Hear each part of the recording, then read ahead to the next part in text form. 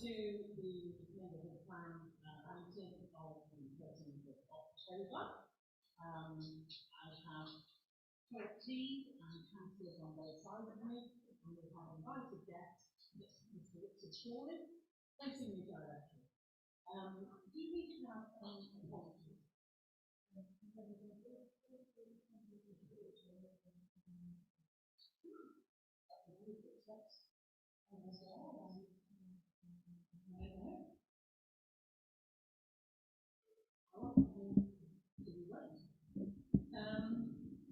While we're waiting, minutes of the last meeting, people happy with them? Anybody second the name? Fine, second the name. All in favour? There we go. We can go back to the policies now. We don't have any. Okay.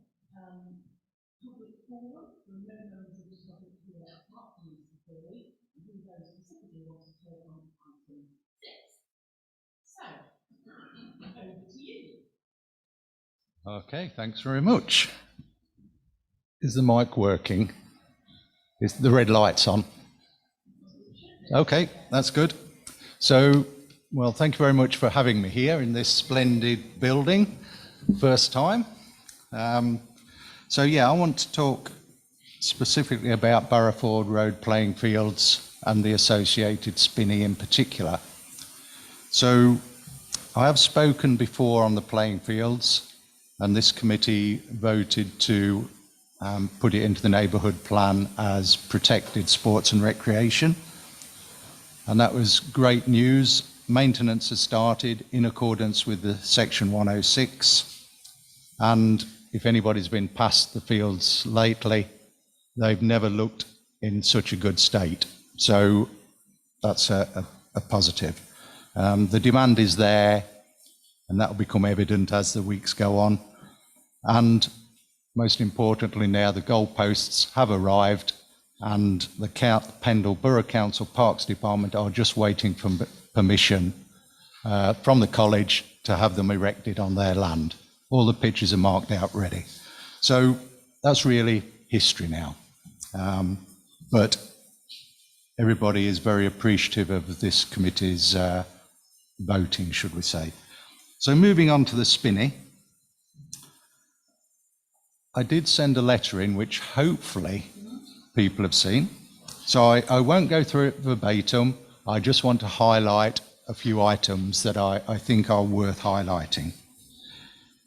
It is significant, 3,500 square metres. Yeah, it's not a couple of trees. This is 100 metres by 35 metres. And I know this committee is keen on tree preservation orders and sort of put some weight behind them. Around a third of the spinney is covered by tree preservation orders. Those were put in place some years ago, actually.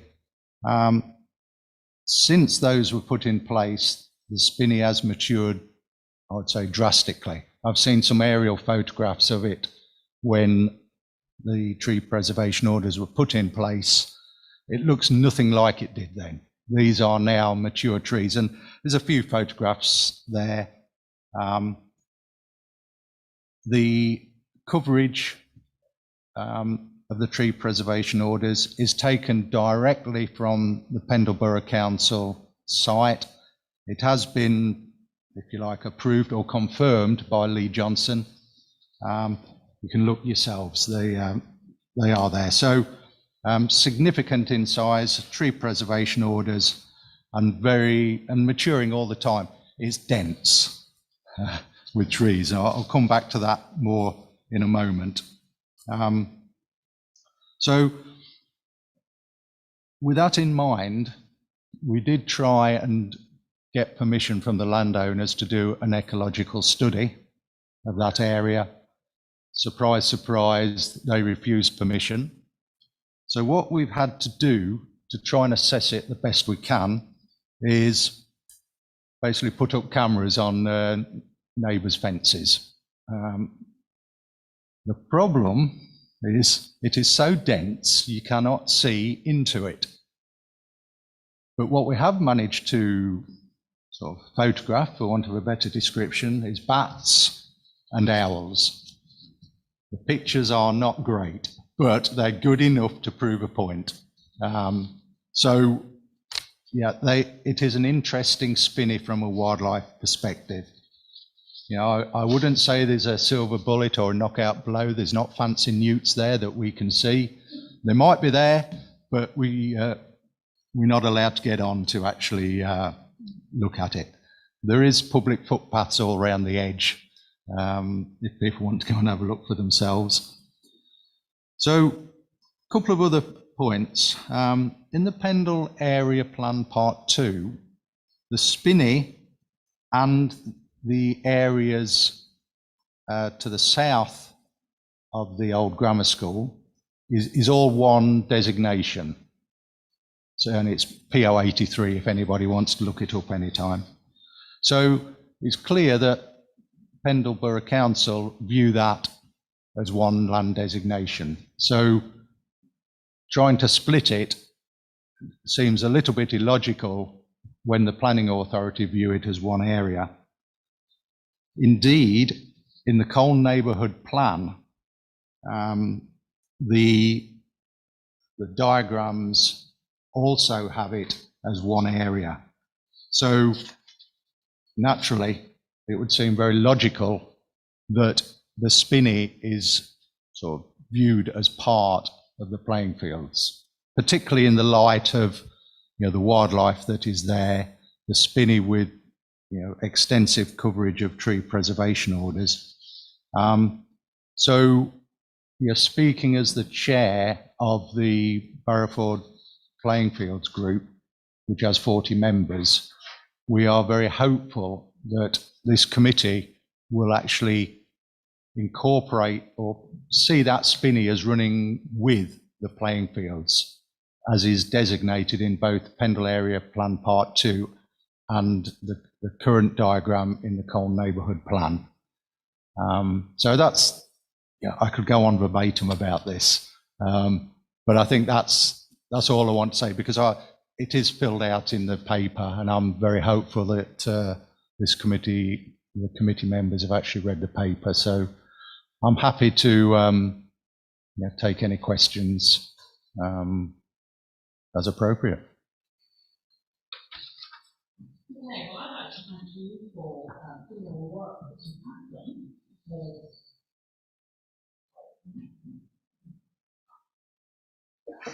I'd like to thank you for doing all the work that you have done, because actually it's almost been like a thicket, hasn't it, getting to the bottom of the S106s and the agreements that may or may not have been gone into by Pendle Borough Council. Certainly in our initial research, Gina and I found no use when we looked into it of the fields for sports, which I think was the case then. But in a sense, by us doing this investigation, we have managed, by accident really, to deliver a new sports facility for under 10-year-olds in Colne, which is marvellous. Speaking as the chairman of the trustees of SEAG, I'm very much hoping that possibly you could work to try and make it available to older children as well, because I think it would give a much wider use. I don't know whether that's something for the future. Yeah, I can comment on that if you'd like. In terms of the maintenance that's going on, since the Section 106 was put in place in 2005 and then superseded in 2010, since that time, the maintenance methodology has changed,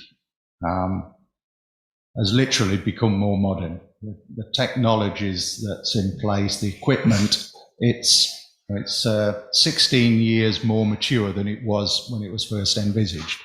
So the Section 106 is hopefully going to be modified in terms of the maintenance techniques, with the objective that it will not be any more detrimental than it is at the moment, so it will be improved. But running alongside that is their aspiration to open up the use to junior teams rather than just under 10s. And I think the Pendle Borough Council are sort of quite keen to do that, because there is a demand, a heavy demand actually, for junior pitches.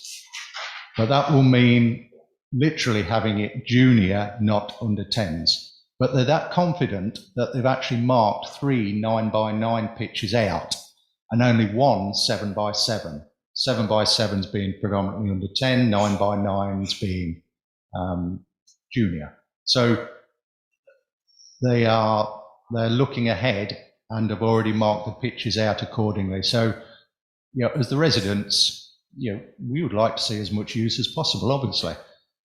So we are working towards that end with the council and indeed the college, and the 4th signatory to the agreement, which is Ribble Estates. He's already on board to relax the usage, should we say. So, and the council I think it's just the college that we need to bring on board, but they've not raised any objections to my knowledge at this stage. So that is the objective. Okay, that's all really, really promising. Yeah. Logically to me, as you know, this piece of land was there in our sports section in our first iteration of our plan when it went out to informal consultation, and you understand the disuse of the land led it to be taken out of that. The Spinney has no access to it whatsoever, so it can't be used for sports. So I had a conversation with our planning consultant this afternoon and just wanted to sort of talk through the logical decision flow of how we treat these pieces of land, because one is sports and one isn't sports, but then obviously they're not separated by Pendle. Is that an error? I don't know. So I think the best thing is that if I introduce Michael now to sort of explain it from a planning perspective. Thank you. I think the choice.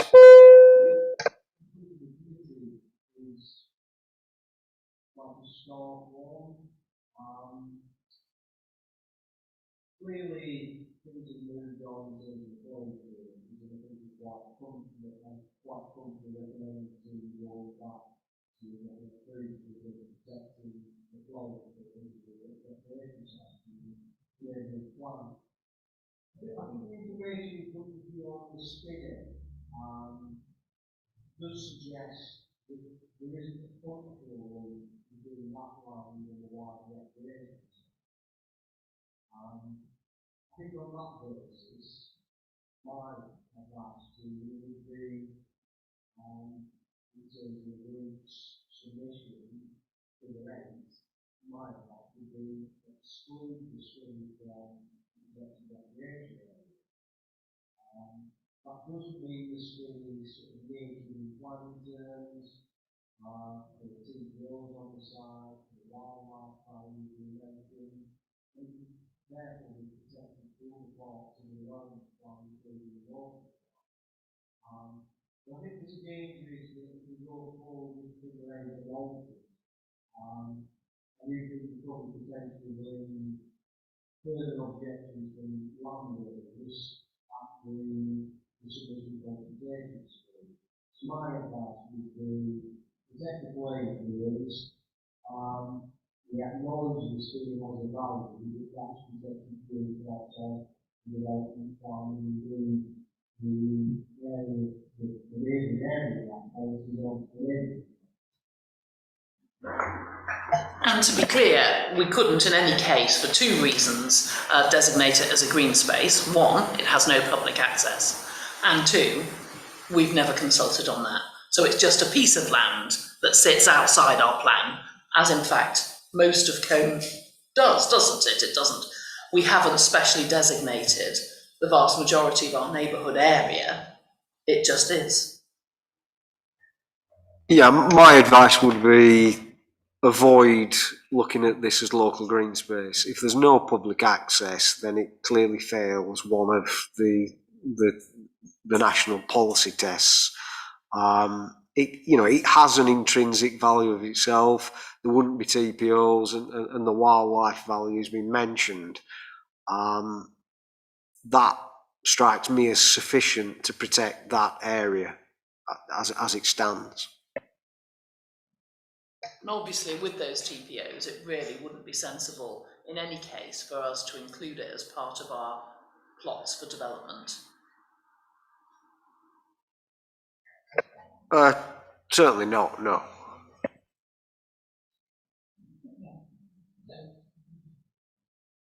You've heard what our expert has to say, so do we have comments, Howard?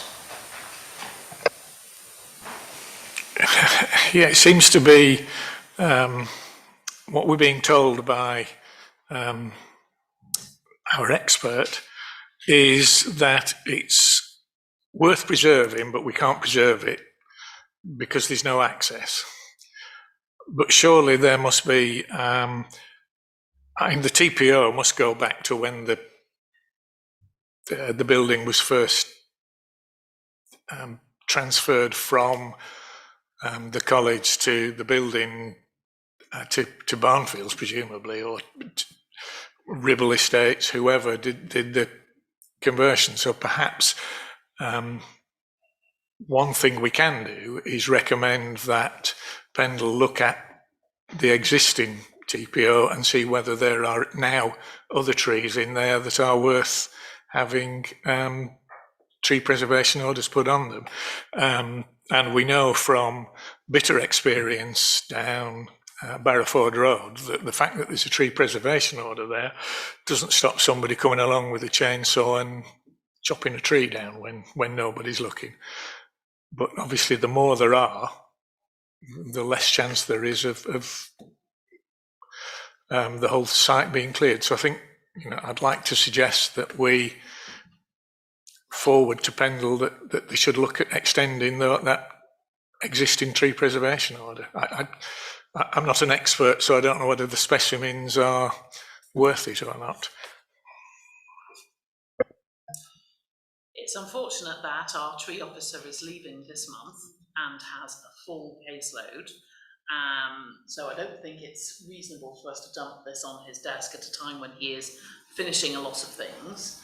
But obviously Pendle Council will have to have a replacement tree specialist, tree resource. So I would suggest that we write formally to Pendle Council with the request that there is a new analysis on the spinney, so it's brought up to date. It doesn't affect our plan. We would just do that as a kindness to the residents to add a little bit of heft behind that for them. And we, in our plan, separate out the spinney from the sports pitches and change our maps. Do we have to do anything with Pendle, given that Pendle have lumped it all together?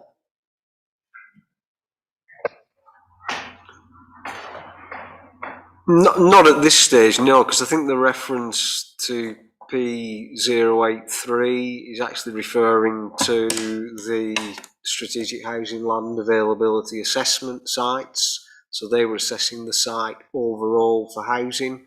So that's a different matter entirely. If the neighbourhood plan decides to allocate a site, that will then be put during the consultation in front of Pendle. Equally, if we say nothing about the spinney, that will again be in front of them. But that won't change anything in terms of that assessment for P083.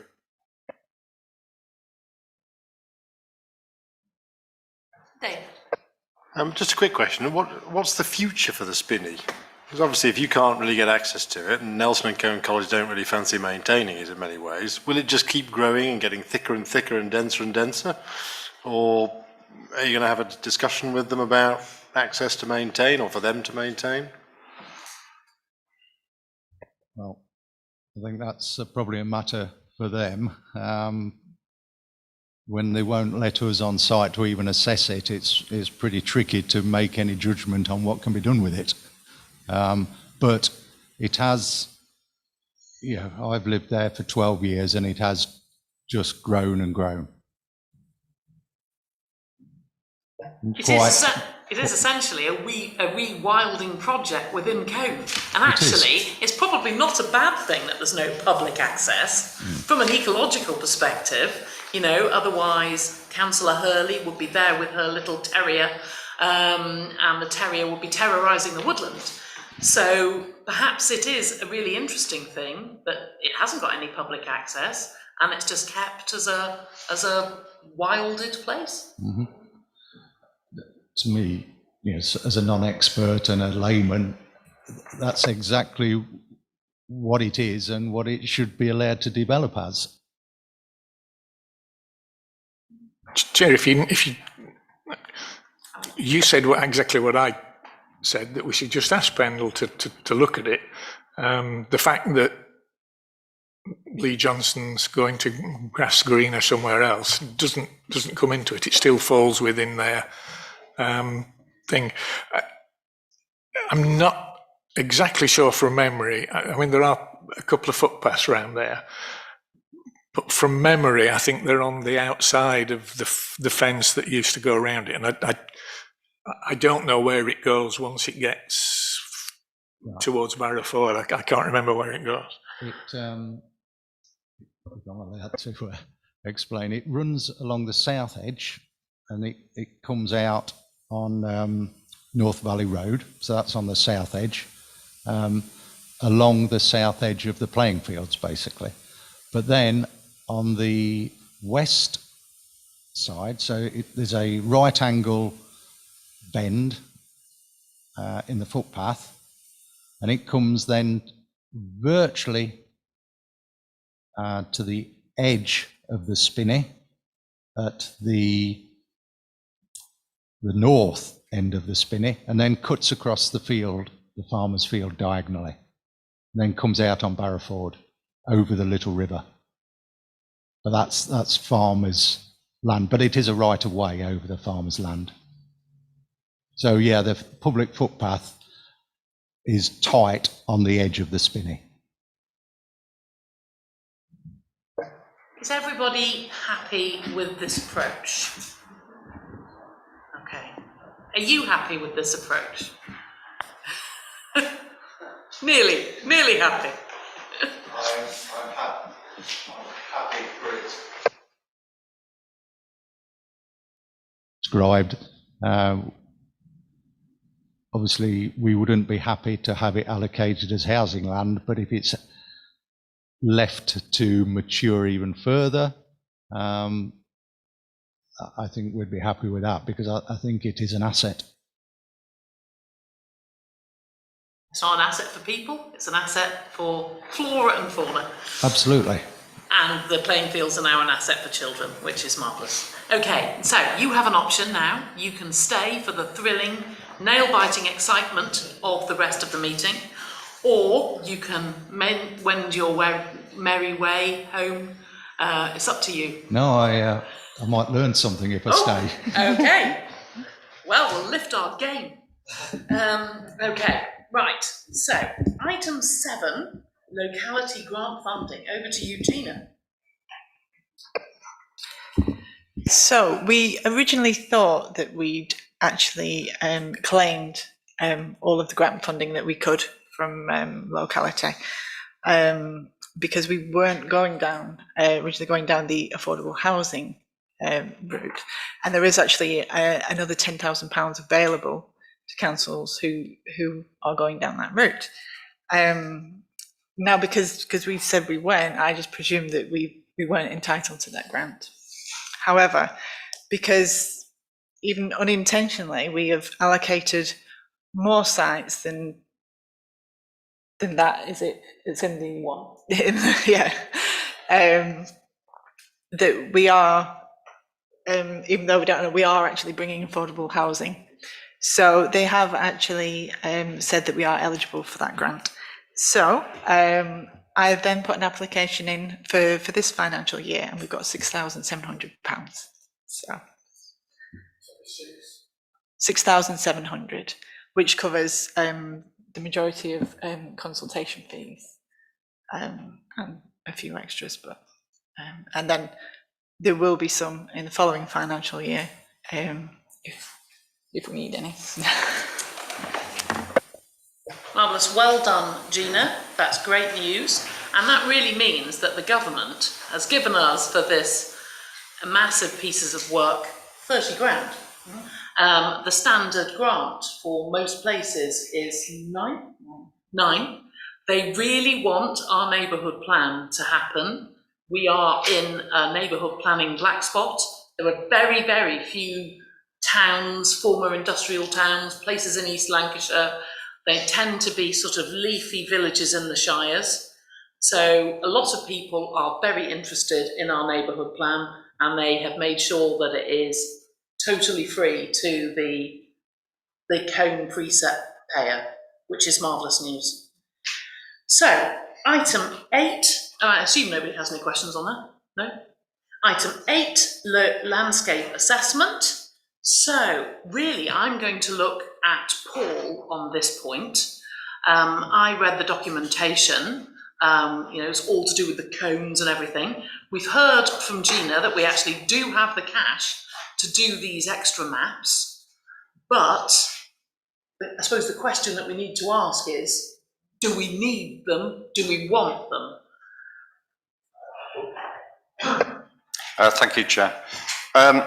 Yes, so it was me that raised the question as to whether the maps really were quite adequate in their current form at the last meeting. In terms of the interpretation of them, I was concerned about that, how they would be used. Before I say anything else, can I just ask for clarification of the purpose of this report and the way it is intended to be used at the end of the day?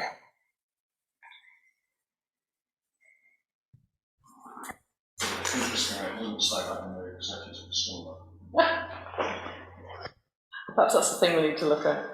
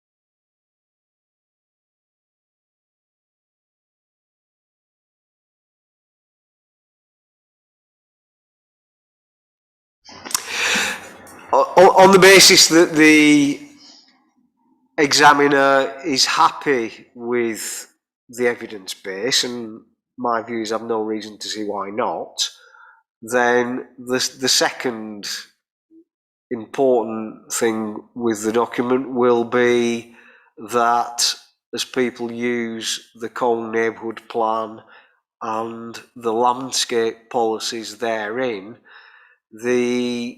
the evidence base will be used by those putting together planning proposals, because they will then be able to identify in greater detail than will be included in the plan itself where the viewpoints are, what the view consists of, and what the key features and sensitivities of that view are. So really it's twofold: evidence and then future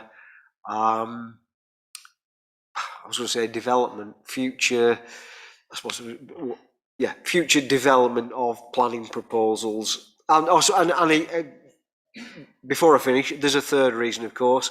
It will help officers in their assessment of proposals, when they're looking at, say, a developer's proposal, they will then be able to go back to the landscape report and see the views and say, well, yes, does this proposal meet what is in the original report, and does it meet those or mitigate those sensitivities? So yeah, there are 3 reasons. Okay, thank you for that, Michael. Yes, it was really the latter that I was wanting to be absolutely clear about, because that's where my principal concern arose from. How, as a consumer, if you like, being an architect myself, I kind of look at it that way, that, you know, if I'm trying to come up with a proposal and I'm using this document, how do I, you know, what sense do I make of it? So can I just say, before I forget, on that first, on the executive summary, it refers to, on the second line of the executive summary, it says, seeks to retain and protect these views from future development. Surely it should be from inappropriate future development.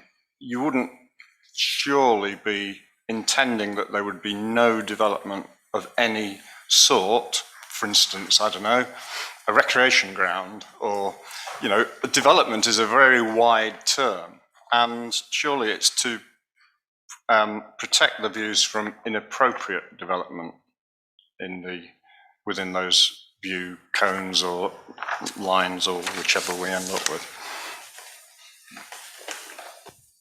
Do you agree, Michael? I'd agree with that point. I think it's fair comment on the report as it stands. I think the thing always to bear in mind is that the real sort of meat on the bone on this will be the policy in the neighbourhood plan itself. And obviously the policy wouldn't say no development. In fact, one of the things, you know, we're going to come on to sort of work to be done. One of the things that I've continued to do is to update the draft document, and I was working on, you know, the landscape policy on the basis of this report yesterday. But yes, you know, the usual process is developer submits a proposal.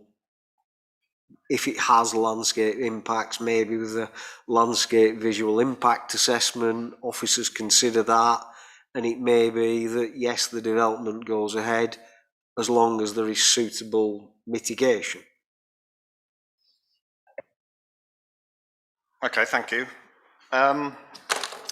So fast forwarding to the mapping, I've had a look at, well, the issue about the clarity is the fact that the existing mapping uses a simple arrow system.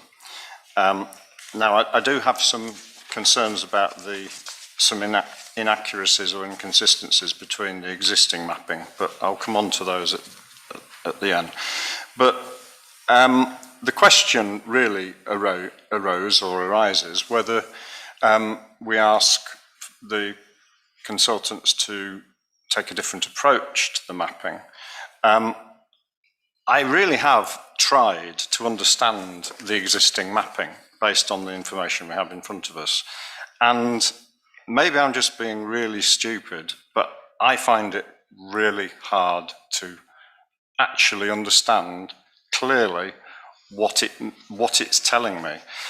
Take an example. I don't know whether you've got it in front of you all.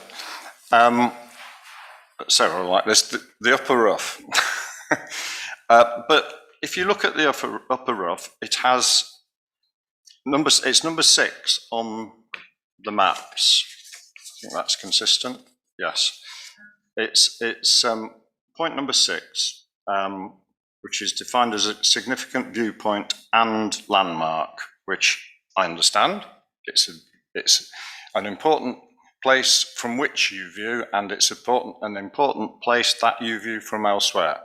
The words make sense, But then I look at the arrows and I try and relate that to what it says elsewhere. I don't have it all printed out here, but what it says elsewhere in the report, and it talks about upper rough.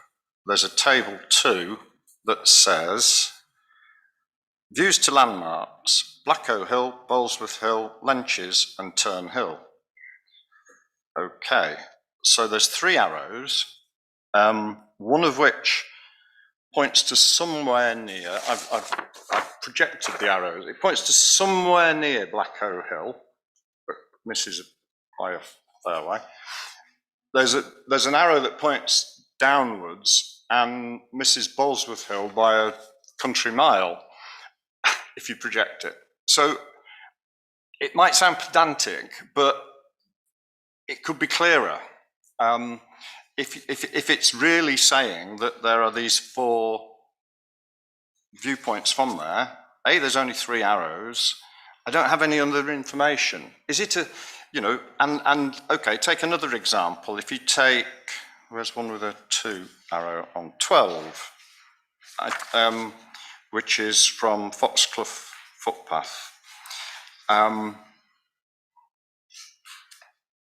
That actually, yes, that's actually saying on the schedule, on the table, that the important views are to the Upper Rough, to Blacko Hill and Pendle Hill.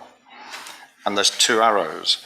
So is it that the view is a panorama between the 2 arrows, a sweep, as in the example that you've seen that I sent to the consultant, which is something I had been aware of, nothing to do with coal, but just something I had been aware of, so I sent it to her, related to Bristol, nothing to do with us.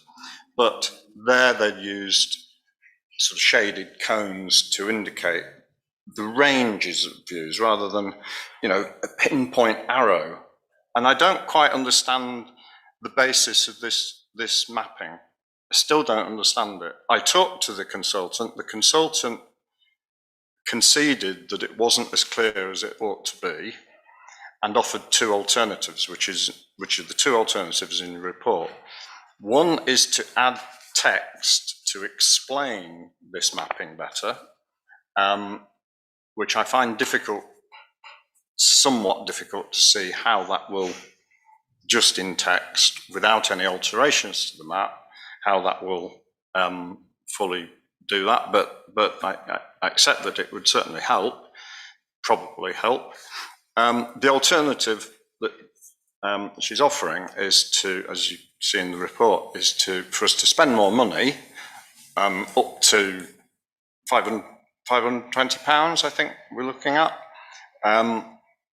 for additional mapping to be produced, which seems quite a 2 days' work potentially to do maps based on the data that's already available. I find difficult to understand, but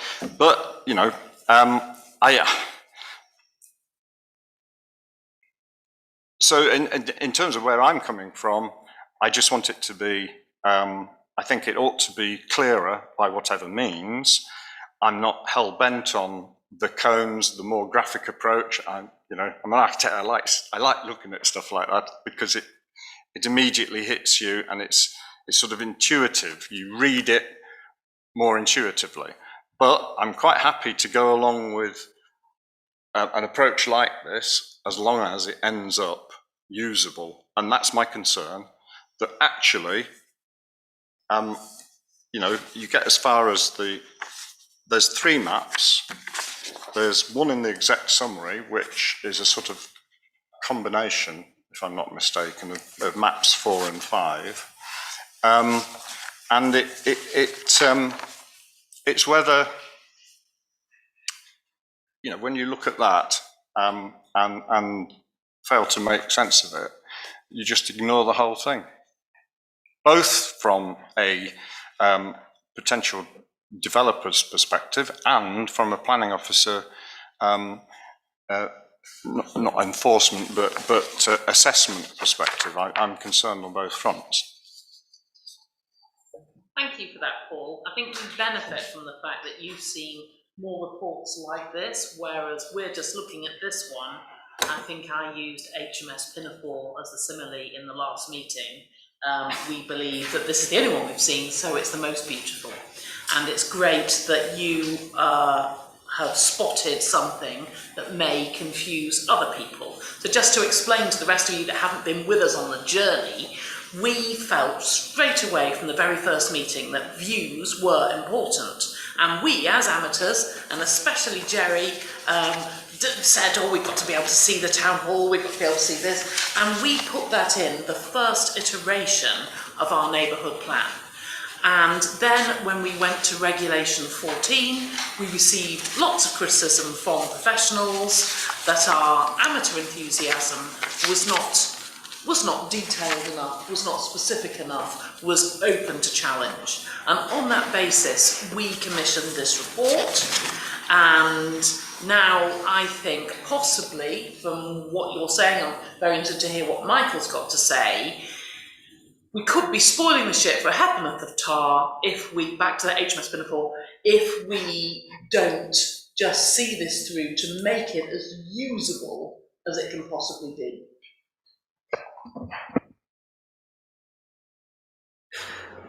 Yeah, obviously, I'm not the one with the budget or who has to pay the landscape consultant, but experience tells me that if you're not entirely clear on what the report is trying to show, then more than likely an examiner is going to say the same thing. So I think it's better to resolve this issue now with clearer mapping that everyone understands, rather than have to revisit it later.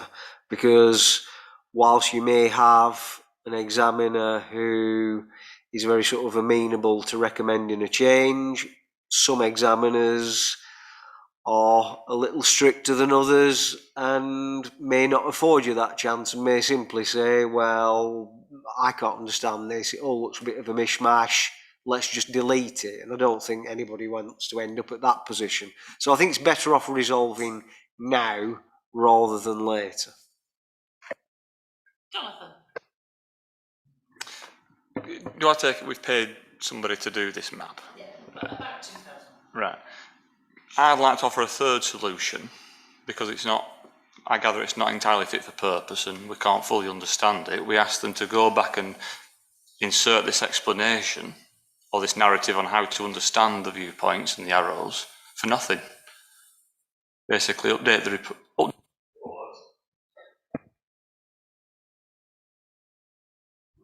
Update the report, make it clearer and don't charge us anything, because at the moment we've paid them £2,000 and it's not quite right.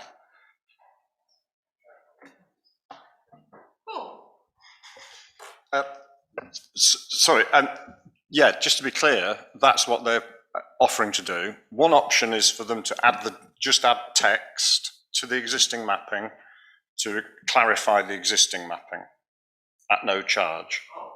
The other option is to do a different style of mapping that hopefully would be more intuitive and more easily understood.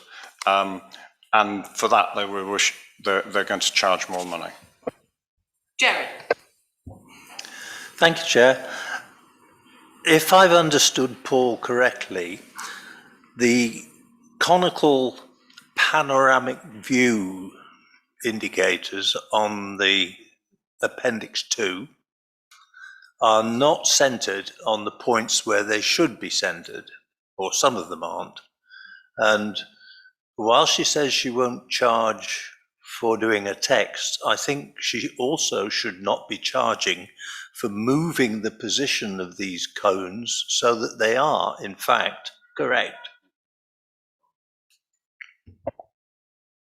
I thought Appendix 2 was a suggestion for new maps, not, because as it's got, that's Bristol, and they're nowhere near, or Bristol wasn't out the window last time I looked. No.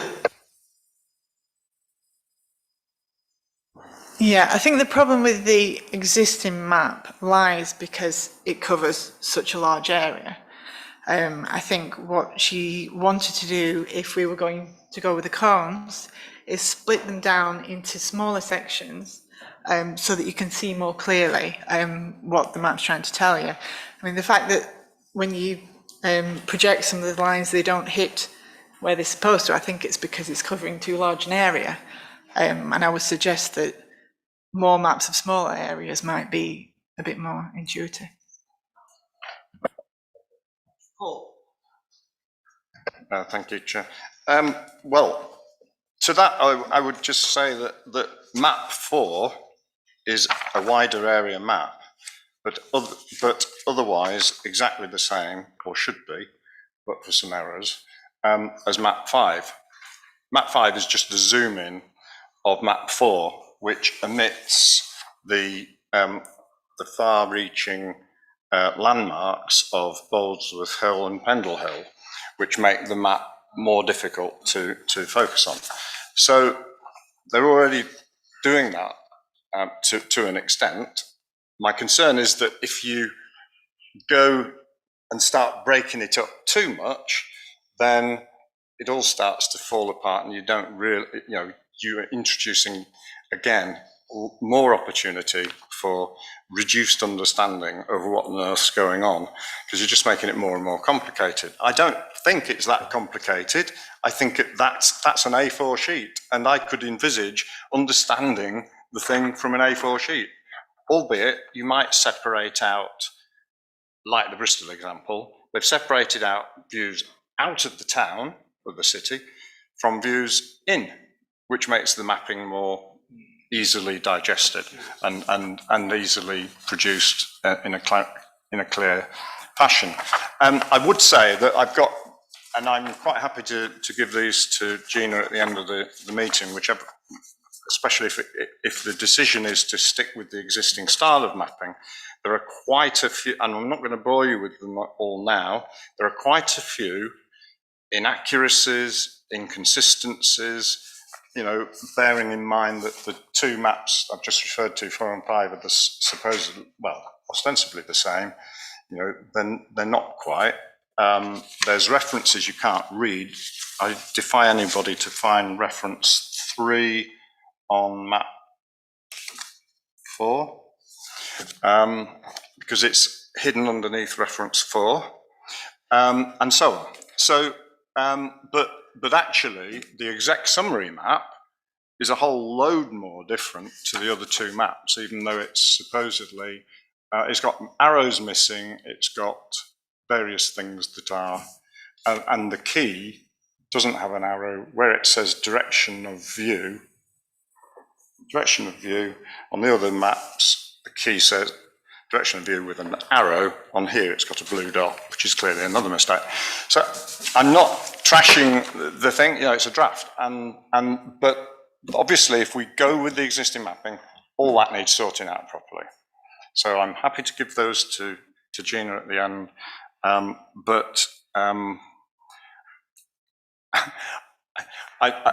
not sure how confident I are that revised mapping would necessarily improve it as much as we might hope.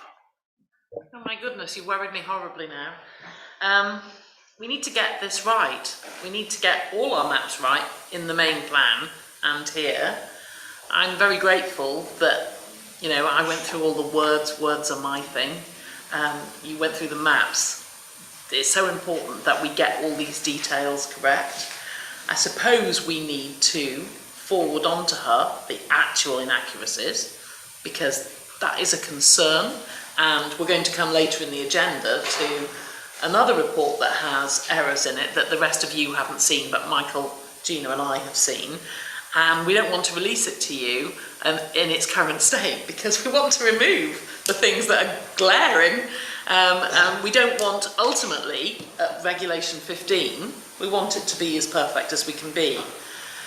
So my feeling is that we forward all the concerns raised by Paul and say that we are disturbed, actually, because it's such an important piece of evidence for us, and there's a real reason why we commissioned this work. And then secondly, I think we need to have the intuitive way of being able to view. I mean, it was intuitive enough for me because I didn't know there was a different way. But we need to have it the most usable so that, you know, if there's, I don't know, a massive development coming in Winewall, then we see immediately who that affects, not just the people of Winewall. And it can be used by planners and by developers and by councillors and so on. So I don't know whether the rest of you agree with me that we really need to throw everything at this, get all the errors out, and have the most intuitive maps. Alice? I'm just wondering, is there other examples of these landscape documents that we can just view and see whether, oh, they look as though I can understand it? Because I know when I got to this page, my eyesight's not so good anyway, and I just thought, all right, okay, put it down. So we do need to have some sort of examples, perhaps, of other neighbourhood plans with this sort of information in. Well, there were examples in the report from Gina. Can I ask, Michael, I think you mentioned to me that, or mentioned in the last meeting that some examples of mapping had been sent to the consultant by yourself. Is that something that could be shared if members want to see additional examples? I mean, I don't know that we need to necessarily labour the point. We either go for a different style of mapping or we stick with the existing one, surely. It doesn't have to be exactly the example that I had put forward. It's just that something which is more intuitive was my thought. Yeah, excuse me. Examples were sent to the consultant. There isn't. It is one of those things that is actually strangely quite difficult to show diagrammatically. But largely, what you've got in is Appendix 2 with this item, with the sort of, which I think is from Bristol, with the sort of fan showing the panorama or a 360-degree viewpoint. It will be something along those lines. I think the only thing that I'd say about the one that's been sent back to you, the Bristol example, that looks extremely cluttered to me. It may be that it's one separate viewpoint map for each viewpoint, so it's less cluttered. I think once you start to overlay them on top of each other, it creates its own set of problems. But yeah, it is notoriously difficult with neighbourhood plans. I've seen it many, many times. But I'm not saying it's insurmountable, with just a little more finesse than the simple arrows that we've got at the moment. Okay, so our expert says that we need more finesse. I think we all want that comfort and confidence. So I propose that we do pay the extra for the mapping and we put forward any concerns that we have, just so that she knows that we're feeling anxious and that we want to get it right. Do I have a seconder for that? All? So all those in favour? You can't vote, Jerry, but I'm looking at you anyway, just because I value you.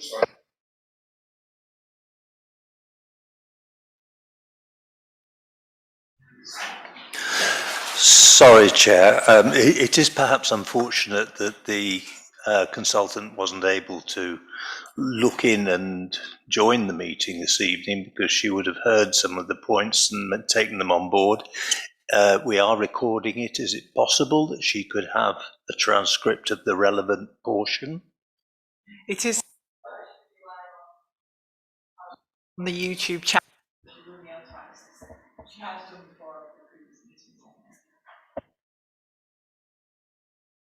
And my second point, Chairman, on page 14,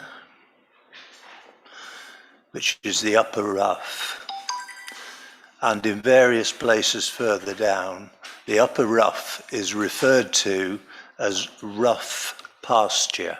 That is not its correct designation. It is improved grassland. That is the correct designation for the rough, and it would be helpful, I think, if that was used. The Wildlife Trust consultant who gave us the report for Legit and Beyond said that with further surveys, and some parts of the upper rough, or some parts of the rough in fact, have the potential to be a biological heritage site. So it is substantially better than rough pasture. And that term is used in various places. Yes, but that's quite interesting, Jerry, because usually improved pasture or semi-improved pasture usually means drainage and a focus on grazing, which usually leads to sort of sheep and a monoculture and less ecology. So it's actually sometimes not to be improved or semi-improved. So it's quite interesting that you say that. And certainly, you know, I've walked across the rough in the last couple of months. It looks like rough pasture to me. Perhaps we just need that clarifying. You know, there's certainly been no effort to drain the rough. There's been no effort to fertilise the rough. You know, rather like this spinney that's been left, the rough has been left. And, you know, looking at your direction, but seeing Liz there and thinking about Gibb Hill, part of the reason Gibb Hill is as valuable as it is because Pendle Council own it and didn't do anything with it, and now it is species rich. And, you know, the rough is sometimes grazed, sometimes not grazed. We don't know whether it's species rich or not. It might be quite interesting to clarify. I'm genuinely not sure whether it really is improved pasture. Well, that was what our consultant actually stated in his report, and I'm quite happy to share that report with anyone who would like to see it. I would just say that, you know, that was a long time ago now, and 5 years is quite a long time, and nothing's happened. I think I'd like to take advice on it. I think semi-improved and improved is actually quite an abusive term almost from an ecological perspective. It's improved for farming, but it's not necessarily improved for flora or wildlife. John does actually describe the meanings of the terms in the survey. I'll happily email him.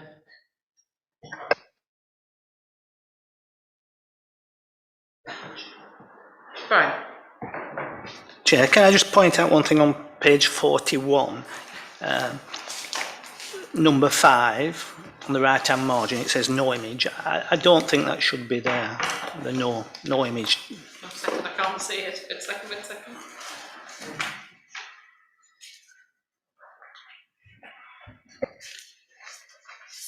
Sorry, what do you not like on 41? Number 5, it says no image. After 3, it says 5. It says 3 Norway house view. Yeah. And then underneath it says 5 no image. I don't think that should be there. No, because yes, we added extra images, didn't we? Yeah. Well spotted, and Gina, if you could mention that. Okay, so moving on to the Cone Design Code, which actually I just referred to in that discussion. So we received it yesterday, I read it today, you read it. Interestingly, we both, not interestingly, importantly, we both looked at different things. And I looked at little tiny changes that need to be made, and I made one side of A4. There were some copy and paste issues from other towns. There were some places that I don't think exist. There's things like calling Albert Street instead of Albert Road, various spelling mistakes, some words that are run together. So I've created a list, but I'm now going to go through it with a fine tooth comb from there. And Michael looked at it from an entirely different perspective. He looked at it from planning policy, which is obviously why we have him. He looked at it, how it sits within planning policy.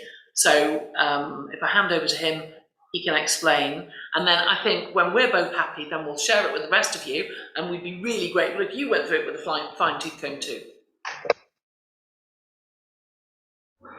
Thank you.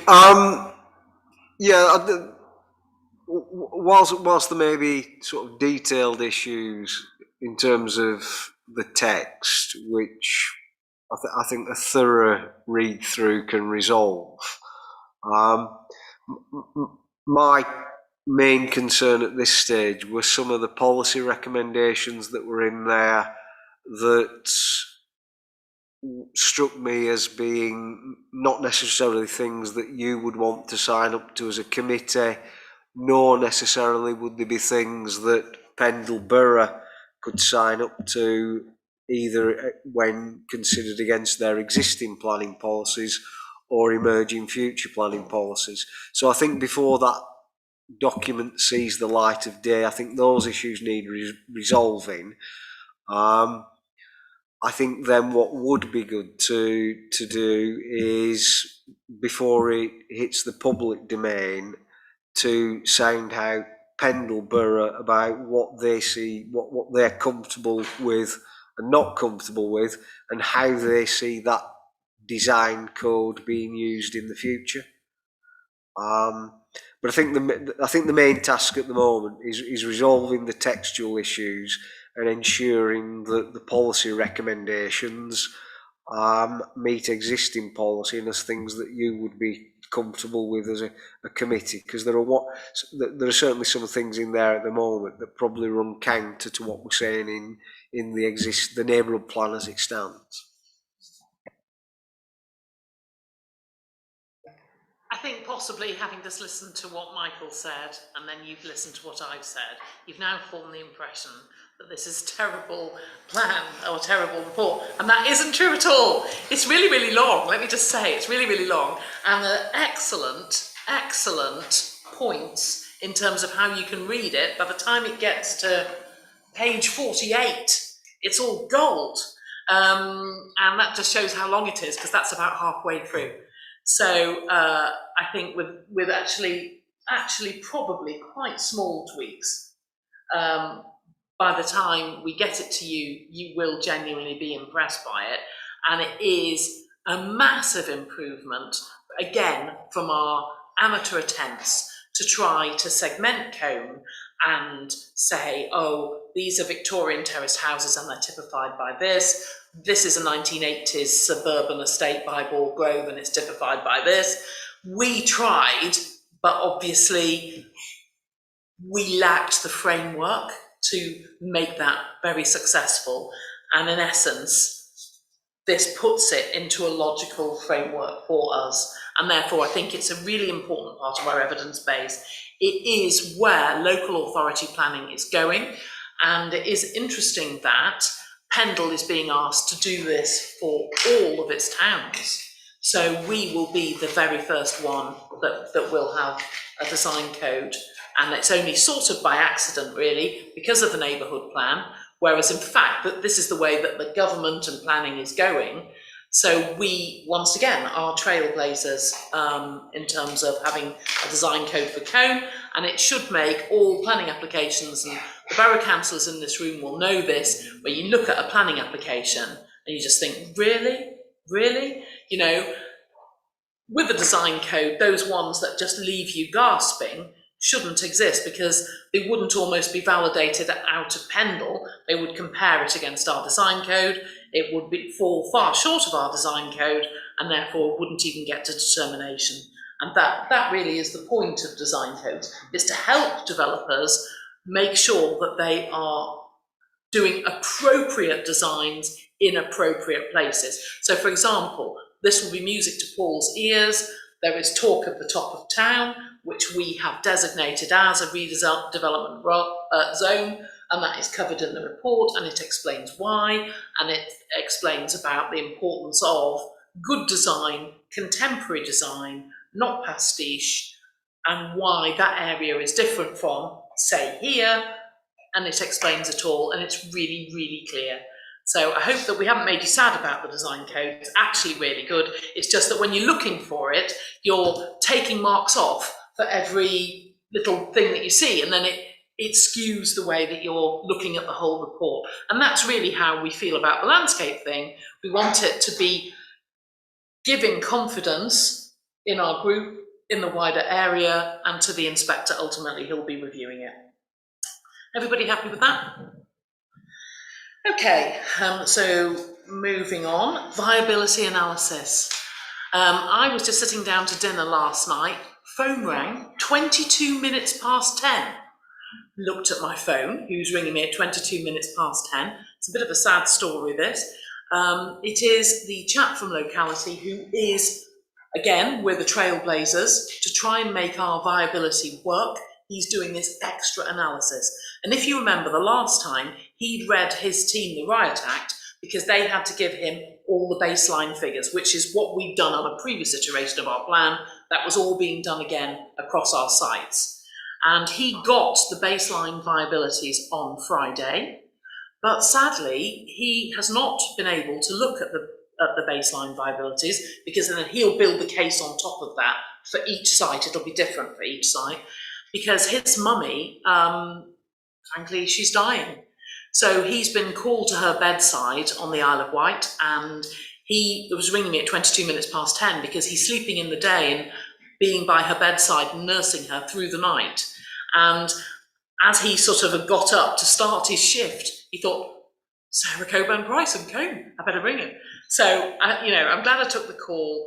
He doesn't know how long he's going to be there. He just wanted to let us know. We have moved on to the next step from where we were before. All that baseline analysis has to be done. It's not like he can give this work to anyone else. He's the only person that's doing this. There are no other people that can do this. It's down to him. And, I just said that I'd be honest with all of you and just explain what had happened. I thanked him for letting us know.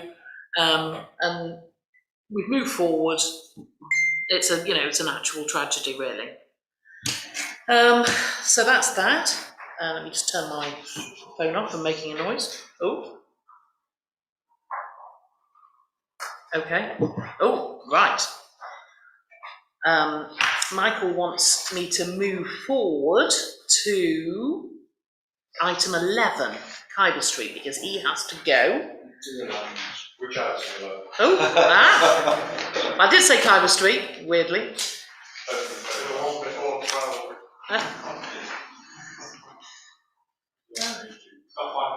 No, we're out of order here, aren't we? It's all gone horribly wrong. Never mind. I'm sure it's my fault because I added new bits and it didn't automatically number. So second 11, Khyber Street. If we could move forward to it, I think the best thing is that you introduce this. Yeah, I think the question here is that this site was previously included in the site assessments and scored very highly, went through into the previous neighbourhood plan consultations. Now there seems to be a question, is it suitable for development? I think if you're going to reach that conclusion, rather than sort of return to the site scoring, which was done at the time by a different group in good faith using a sound methodology, I wouldn't reopen that, because I think then you potentially reopen that for every single site. I think if you want to reconsider Khyber Street, Notts Drive, then I think it should be for valid planning reasons. For example, should it be protected as open space? Should certainly last time I visited the site? Should the children's play equipment be protected or relocated? So I would urge you not to reopen the scoring, but if you are going to change your mind, then do it for suitable and valid planning reasons.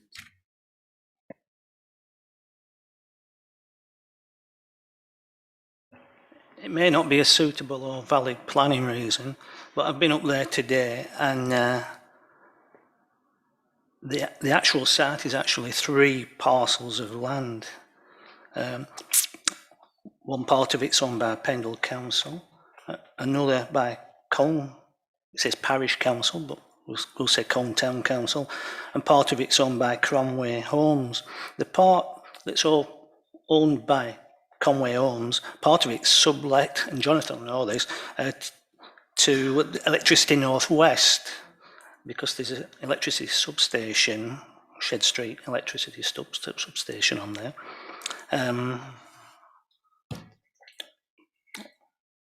On the land owned by Colne Council is a well-used, as is said, children's play area. It includes 2 benches, 2 litter bins, and there's a signposted public footpath that runs through the park itself from Holy Street to Notts Drive. As a Waterside Council, I found it difficult to accept that this play area could be classed as brownfield by our group and included in the list for development. But most worryingly is that, and the largest parcel of land on there is owned by Pendle Council, is actually greenfield, on which this group is resisting development. It has at least 100 plus trees on there, including oak, birch, beech, maple, holly, hazel, plum and hawthorn. On the outside of it's fenced off, and on the outside of the fence are 2 benches, public benches, and a bus stop on the road.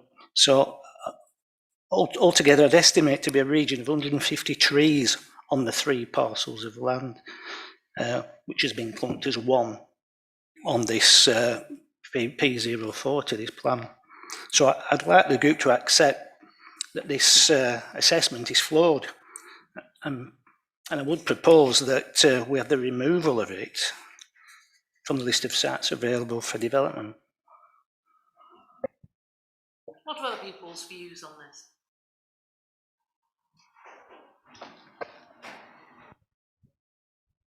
Can you hear me? I'm a bit confused. The item on the summons states, to discuss and consider this site's inclusion as an area suitable for development. So does that mean it's currently not in for development, or? It's currently in. Right. So, right. Okay. I can't really understand why it was ever included. I've got to be honest. It's extremely difficult to develop it. It's very small, very tight, it's hilly. Don't you remember, Jonathan, because we had this conversation, we weren't sitting here, we were sitting in the little committee room, and we had a big discussion about the substation then. And you did say some of those things, but we did have a big discussion about it, and we felt at that time, which was 2-3 years ago, that it was just mainly scrubland, but you did mention about it being difficult to develop. You don't remember that conversation? No. Well, I said the same thing. You did. You've been very consistent. But the feeling, yeah, if you remember, the feeling was anything that we could consider, we would consider, and therefore should go forward to scoring. And certainly that is what we did. I have not seen the site for some time.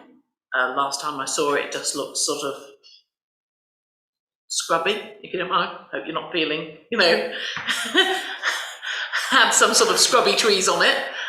It didn't look either wild or maintained.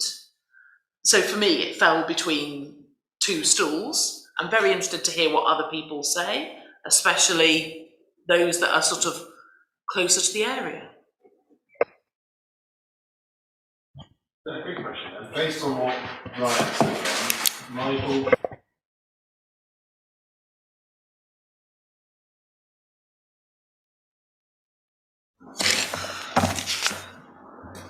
I think they were all planning reasons. The 3 ownerships, questions whether you could assemble an available site, and that's one of the key tests for allocating sites in national planning policy. There's the issue of the footpaths. I mentioned myself the children's play equipment. It's obviously used as a green space, and you know there's the trees and other vegetation on the site. They're all valid planning reasons for not going forward with the site as a housing site.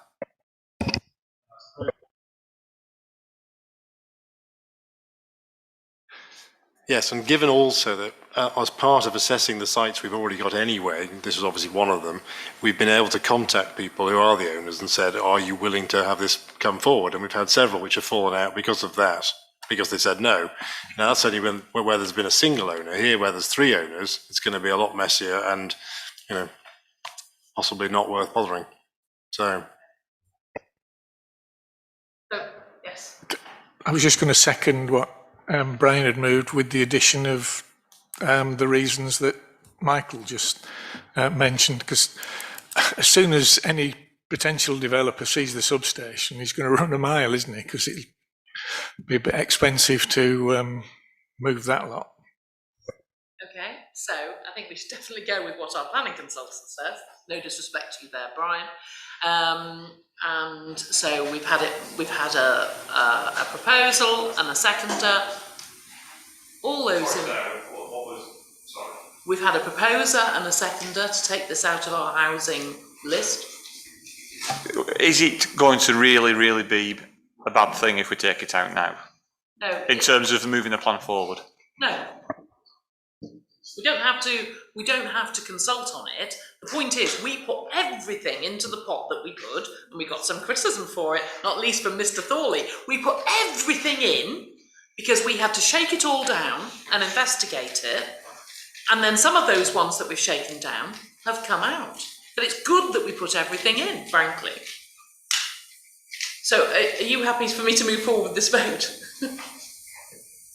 Yeah, okay. So we've had a proposer and a seconder. All those in favour then of removing this from the housing sites? Okay, all right. You happy with that, Gina?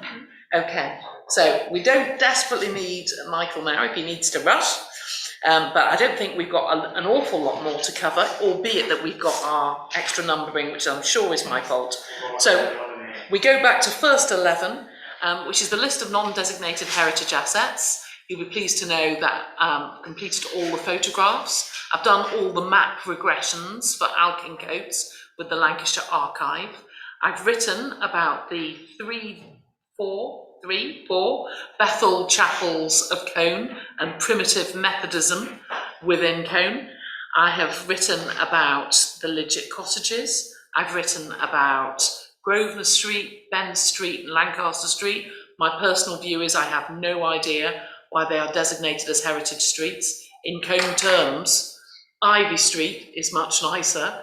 There's very little of any kind of survival there beyond the stone, and the faux Victorian lanterns in Lancaster Street aren't doing it for me. So I've written honestly and said that they have great cobbles and wonderful pavements. They've got sets, I put that. They had stone sets, and in fact the stone sets of Lancaster Street are in a poor condition. And that leaves me to finish Holy Trinity, which is a work of length. I have added all the interior descriptions and interior pictures to Sacred Heart. I'm looking at Gina, was there anything else I needed to do? No. So I've got to finish the explanation about Alkincoats. Now I've got all the map regressions, and I've got to finish Holy Trinity. I haven't got to mine, but you asked me to do a map, and I did forward it to you. Yeah, so we've got all the addresses, which was a failing in the last Regulation 14. We've got a map of where they all are. And we have all the pictures and all the words. So the final thing is over to David to put it into the index and add those. Oh, the Little Theatre. Oh, yeah. I've taken a picture of the Little Theatre. There's not much to say. Essentially, the Little Theatre, there are different categories of why this would be a non-designated heritage asset. Some of it is architectural, like the swimming pool. Some of it is because it's beloved by Coners like Sacred Heart School. And some of it is because something happened there, like the first cinema. And in terms of the Little Theatre, it's in the beloved by Coners sort of area, and it's basically just a muse from the posh houses in front. It's not architecturally interesting, it's more to do with how people use it. That's why it would make the list. So that would only take me moments to write that, really, essentially. So we are very, very nearly there with the list of non-designated heritage assets, and I hope no one suggests any new ones in any further iterations, because we'll be nearly at 100, or if we're not at 100, we will be at 100. Fresh item 10, which is the Cone Marketing Prospectus. I am completely happy with this now. Is everybody else? Yeah? This is the document where they were using like vernacular language, weren't they? Not vernacular, that's the wrong word. Local language. Yeah, and we weren't right happy with it, were we?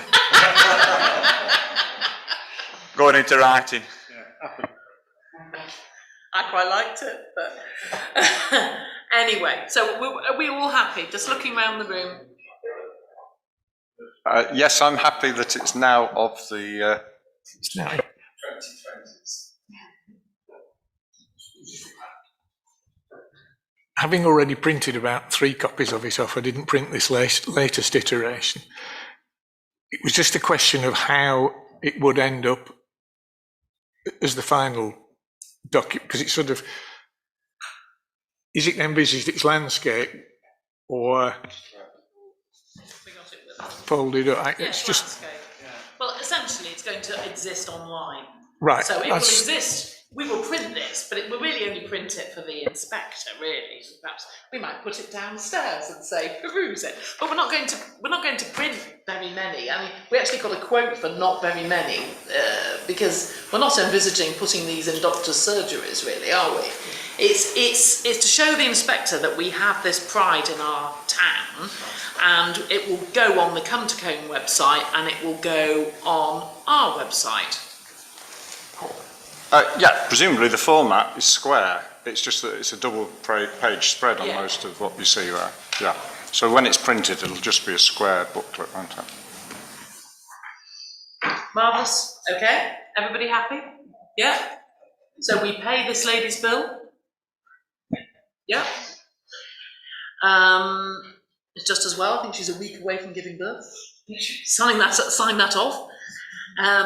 Okay. So moving on to item 12, which is work still to be completed.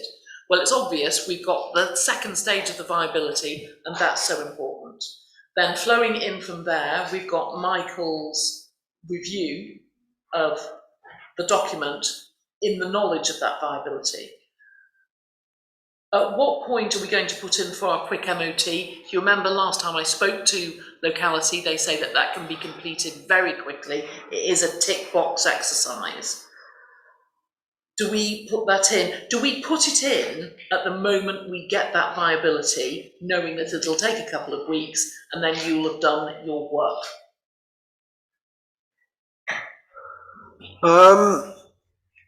I think if locality is saying on the health check that they can do an extremely quick turnaround, then yes, wait on the viability. But what I'm hearing on that sounds as though it's not going to be with us anytime soon. So what it may be better to do is revise the plan as far as we can, knowing that we have not got the most up-to-date answer on the viability question. And we can't have it. Because it's not as though we're going to the health check, naked, if you will, because there have been at least 3 viability exercises conducted in the last, 7-8 years, maybe slightly longer. So I think to perhaps move things along, I think we'd be best to revise the document as is, with the knowledge that we may have that viability as a gap. Because the health check ultimately is asking locality, what do you think of the policies and how the document's written? So I think that's a step we could get out of the way, knowing that we haven't got, one vital piece of the evidence base at this stage. So would you like me to apply for that work package? Have we already applied? Oh, right. Would you like us to give the go-ahead, or do you want us to wait a fortnight, or? I think you need to wait, because I think the key there is producing a revised neighbourhood plan, isn't it? I've been working on that as we go, as new information becomes available. For example, the view study. Obviously, we've still got to see an up-to-date design code. So some of that document's been updated, but I wouldn't say it's fit for purpose at this stage for the health checks. I think we need more than a fortnight, I think, to be honest. Okay, all right. Quick question then. So, given that it has to obviously be finished off by this advisory committee and then given up to full council, are we looking at full council then not on the 16th of November, because we're not going to do it by then, but we're looking potentially at sign off on the 21st of December? It would be wonderful Christmas present for me. That would be if good. Were the case. Yes. Okay. Not a Christmas present for Neil Watson. Also, a little bit of an update. The chap who was not best pleased with our plan, which was completely different, well, not completely different, but very different at Regulation 14, is now leaving Pendle Council. So we will be assessed at Regulation 15 by a member of staff, perhaps not yet recruited, but that's just a little bit of extra info. So we are straining every sinew to move this forward. We are aware that there are planning applications that threaten important views and important parts of town. We can't move any faster than we can move. We're doing our best. Item for a future month's agenda. No, just cracking on with it. Yeah, okay.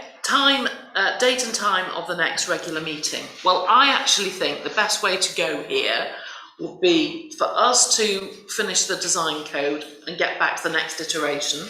And then as soon as that's back in, for us to send that out to the rest of you, give you whatever we decide, looking at dates, but at more than a week, to go through it.